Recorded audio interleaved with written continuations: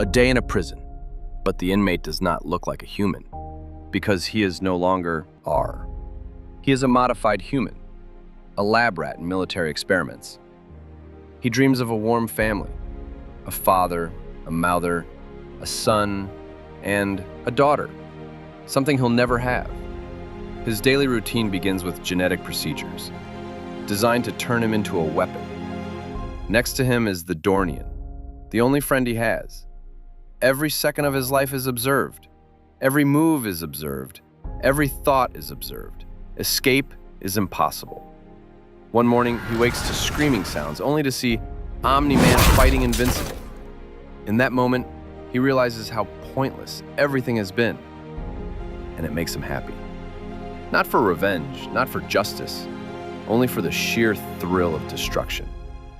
Then, an object, moving impossibly fast, slices through him, severing his upper body. He smiles. A wide, crazy smile. And now he is finally in peace. Every type of being an Invincible! When Invincible introduces its characters, you think, I've seen them before. I regret nothing. A dark vigilante in the shadows. A green hero who phases through walls. A flying symbol of hope. But Invincible isn't copying these heroes, it's borrowing your trust in them. DC's world protects its legends. Invincible's world doesn't. Are you sure? Are you sure? Oh! Are you sure? Sure? Oh! Are you sure? Pretty sure.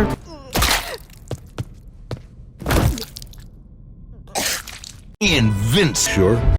In this universe, being familiar doesn't mean being safe. Training doesn't guarantee survival, and being a symbol can get you killed. That's the trick Invincible pulls. It dresses its characters in nostalgia, then removes the armor comics usually give them. You're not watching new heroes. You're watching old ideas collide in a world that refuses to be kind. And no, not every Invincible character is copied. There are dozens of original creations. So let's categorize them properly to understand the lore of. You might think there's no order. There is. You just have to name the boxes correctly. There are 4 true types of beings in Invincible. 1. Aliens. This category is solid. It includes Viltrumites, coalition species, off-world conquerors, refugees, monsters. A quick breakdown for the main ones. Viltrumites, a highly advanced alien race of extremely powerful superhumanoids from the planet Viltrum. They expand their empire by conquering planets. They offer subdued species, advanced medicine, an end to internal conflict, relief from famine, in exchange for absolute loyalty. Refuse? Extinction. They were not always this brutal, but that history is full of spoilers. What we know now, air system that no longer exists. Instead, they depended on strength alone to find the ultimate hierarchy of Viltrumites. Love is weakness. Viltrumites believe emotional attachment limits potential. Because of that, they rarely reproduce with each other. Instead, they procreate with genetically compatible species. I will build a great, great wall. The hybrids must prove themselves in combat. If they defeat a pure-blooded Viltrumite, they're accepted and given a planet to conquer. If they fail, they're eliminated. Despite their status as biologically dominant apex organisms, but even apex organisms have limits. Viltrumites are vulnerable to extremely high-frequency sound waves. Don't, Mark. I'm warning you.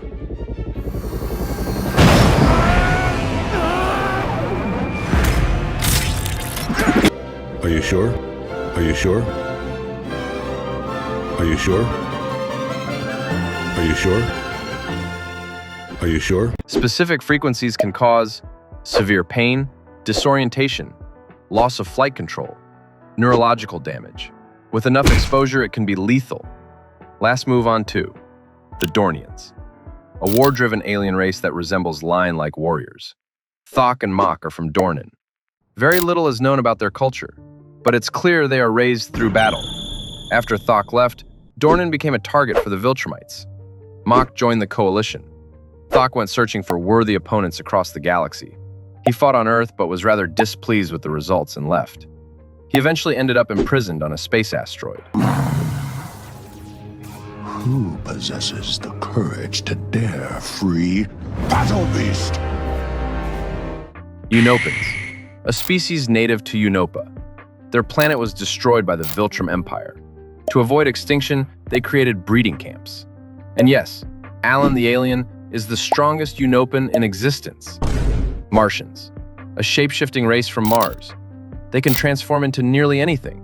They possess a nucleus. If it isn't destroyed, they can survive almost any physical damage. There are many minor alien species we barely know anything about, like the Data Twins, who analyze coalition data. But let's return to Earth. 2. Inherited or natural powers. Humans born with powers. You could see this as something wonderful, but in Invincible, it rarely is. Take Giant. 8 years old mentally. That want to be astronaut. And now he is just a one-eye ugly giant. In the other hand, there is... Immortal. His power sounds impressive, but immortality becomes suffering. At one point, he wants to die so badly he destroys cities just to provoke Mark into killing him. Before his powers, he may have been a Viking. Maybe he believes dying in battle leads to Valhalla. Maybe not. Either way, immortality didn't make him heroic. It made him tired. Invincible is a depressing show. Except this dude Burley, he seems very happy. Well, there is genetically modified humans. They'll surely be happy. Let's go there. 3. Modified humans. They exist because Earth allows experimentation. Some are government programs, military projects, private labs, illegal research that was quietly ignored. They are disposable assets. Modified humans are not raised to live normal lives. They're raised to be useful. Once the experiment works, ethics disappear. Childhood disappears. Choice disappears. Even when they survive, they're already broken. For aliens, power is expected. For inherited heroes, power is destiny. For modified humans, not dying is considered a win. Their abilities are often explosive, unstable, hard to control. Because the process that created them was violent. For every Rex or Eve, there are dozens who failed. Invincible shows you the survivors. The rest are erased. That was some dark shit, man. 4. Tech-based humans. These are humans trying to compete with gods using tools. Every fight is math. Battery life, armor durability, distance, timing. It was at this moment that he knew he fucked up. One mistake isn't painful, it's fatal.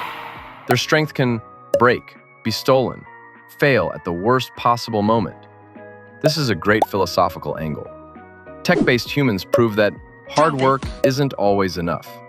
Intelligence isn't equal power. Humanity has ceilings. Technology doesn't remove those ceilings, it just lets you touch them briefly. Most tech-based heroes mean nothing to a Viltrumite, except Tech Jacket. He solo killed Mustache Mark. His suit wasn't built by him. It was created by the Geldarian Emperor, a member of the Coalition of Planets. The Geldarians are known for extreme intelligence and advanced technology. They were targeted by the Viltrum Empire. That suit is the only reason Tech Jacket can compete. These are the types of beings in Invincible. But the real story isn't what they are. It's what happens when they collide. 2. Places that secretly control. Invincible universe. In Invincible, wars don't start in the sky. They start in rooms you're never meant to see. Hidden bases, distant planets, places shaping everything quietly. Let's start with multiverse. In Invincible, the multiverse isn't fun. Every universe proves the same thing. Change one decision, the cost stays the same. Power corrupts, violence escalates, survival is never guaranteed. The multiverse doesn't offer hope, it removes excuses. But it does not really affect the OG world, unless someone like Angstrom interferes. Taliscria, headquarters of the Coalition of Planets, the only true safe haven from the Viltrum Empire. It shelters refugees from conquered worlds. The next planet is not only the most dangerous one, But you can say that it can even kill a Viltrumite, the savage planet, a barren wasteland with extreme gravity. Not only that, but there is the native monsters. It's home to the Ragnar, a species strong enough to threaten Viltrumites. But sadly, there are non-sentient species unable to express themselves except through roaring. Viltrum, futuristic architecture, advanced beyond Earth by centuries, and built on brutality. Not every universe is just a slightly different from Earth. There's a few that way beyond different. Wasteland universe. Entire worlds destroyed.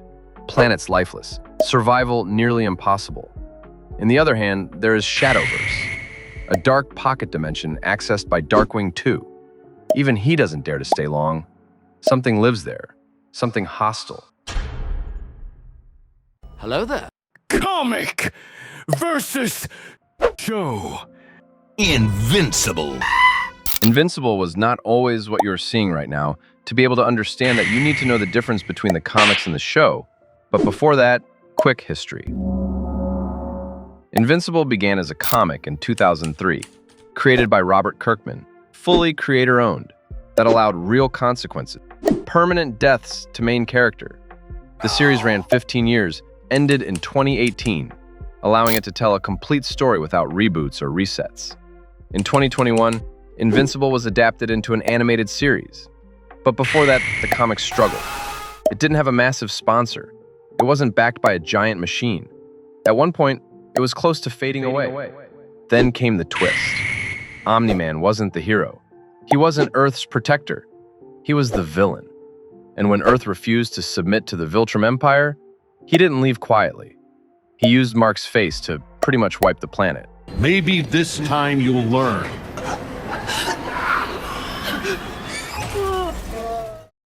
So majestic. That moment changed everything. The comic exploded in popularity. The evil Superman concept wasn't mainstream back then. The boys hadn't taken off. Injustice wasn't dominating conversations. Invincible did it early, and it did it brutally. Robert Kirkman didn't just enjoy the success, he expanded it. Like Stan Lee in the early days, he stayed close to fans. He answered letters, he interacted, he listened. Small details in the story reflected that connection. After the rise, Robert worked with Marvel for a while. But Marvel controls everything. Characters, story direction, universe impact. That creative limitation pushed him back to his own brand. Skybound, full control again. And when Invincible transitioned from comic to television, Robert changed the strategy. In the comics, Omni-Man kills the Guardians near the end of the first arc. In the show, Episode 1. Immediate, no waiting. It hooked viewers instantly. That single decision helped push the show into mainstream attention alongside The Boys. The animated series stayed faithful to the core story, but it reorganized events, expanded characters, adjusted pacing for long-form television, and that created key differences between the comic and the show. The main differences: Tech Jacket, Invincible War. In the comics, Tech Jacket had a different role during the Invincible War. Robert structured the war as a true global catastrophe. Not one central battlefield, but multiple solo fights. Different cities, different teams, heroes who had already been introduced earlier. Readers were attached to them, which made it worse when many of them died. The war in the comics was more brutal than what we saw in the show. Tech Jacket didn't fight just one alternate Mark. He fought two, Longhair Mark and D-Mark. First in space, then they crashed into a remote wooded area. No Guardians, no Mark Prime, no backup. He switches from defensive to aggressive mode. One alternate Mark is critically injured first. Tech Jacket pushes the suit beyond safe limits. Systems are failing. Energy reserves are low. Final exchange, a decisive strike. He wins. No celebration, no heroic pose, just survival. Shrinking Ray. In the comics, during a fight with Komodo Dragon and enraged by Duplicate's death, Ray shrinks down to attack. He gets eaten and dissolves in stomach acid. No dramatic rescue, no comeback, just gone. Omni-Man. In the comics, after abandoning Earth, Omni-Man eventually settles on another planet to reduce his punishment when the Viltrumites find him. In the animated series, it's deeper. He wanders the galaxy in a depressive, almost suicidal state, until he saves the Thraxans, and they bring him to their world. Even the Guardians massacre is different. In the comic, it's fast, almost effortless. One devastating sequence that establishes how dangerous he is.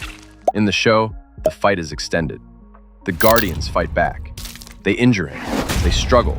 It becomes violent and exhausting. Both versions tell the same story, but they feel different. One is shock. The other is trauma. And that difference changes how the audience experiences Invincible. The story is the same. The feeling is different. Invincible remains brutal, unpredictable, and honest about power. Some battles hit harder on screen. Some characters live longer. Some stories are rearranged. That's what makes it different. Farewell. See you in the next chapter of Insanity.